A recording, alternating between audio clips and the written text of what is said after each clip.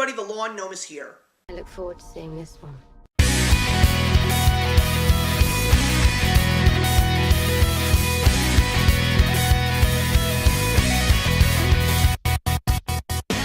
Today we're going to continue the 2019 TV Summer Sweeps by looking at two shows that I watched on the premium networks. One from Showtime and one from HBO that I'm pretty sure most of you watched this year as well. But the first one we're going to talk about is one that really caught me off guard because I had no idea that it was happening. The show was called Black Monday, and it stars a fantastic cast including Don Cheadle, Regina King, Andrew Reynolds, and The League's Paul Scheer, as well as other famous faces like Melissa Rauch from The Big Bang Theory, who has a small role, as well as former SNL cast member Horatio Sanz. So, this show is about a small, hustling chop shop in the world of stocks right around the time that the darkest moment since the Great Depression in the world of finance happened, and that of course was known as Black Monday in 1988.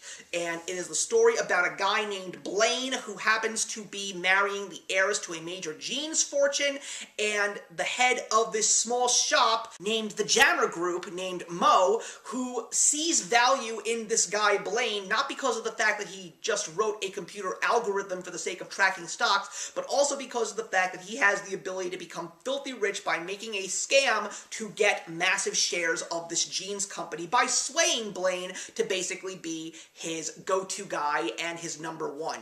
This show, what made me so interested in it was not just because of the fact that Black Monday is something that I know a great deal about, because my father was a big guy in finance and we talked about it when I was actually in the industry for a couple years, but the fact that Seth Rogen and Evan Goldberg produced this show made me so interested because I had a feeling that we were going to get something truly outrageous, and something outrageous we definitely got.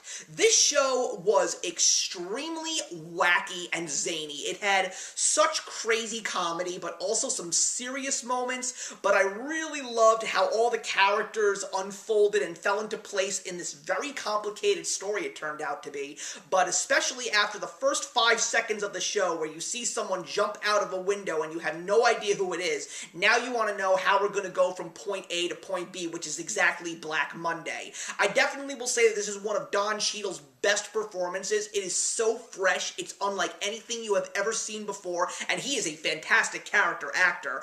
And I also really enjoyed Regina King on this show too. She was so funny and such a hothead, and she and Don Cheadle played off of each other beautifully. Although I don't know if this show is going to be renewed for a second season because not that many people really talked about it, and while I did have fun with this show, there definitely is a great deal of improvement that needs to be made. But I would still say that people who like Seth Rogen and Evan Goldberg, they might actually enjoy the show, but who knows what is going to happen with Black Monday. Either way, I'm glad that I gave it a shot, I'm glad that I saw it to the end, and I'm really curious to see what will happen. But the next show that we're going to talk about is, the final season of Game of Thrones, and wow, people are talking, let me just say. And I will say this right off the bat.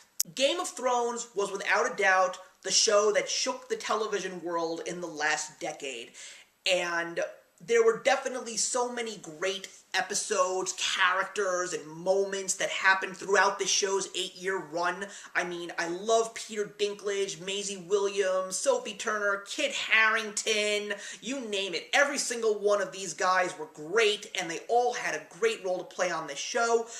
But after 7 years, I was wondering how they were going to cram the rest of this series into only 6 episodes and what exactly they were going to do. And I will say I was not impressed by a large chunk of this final season.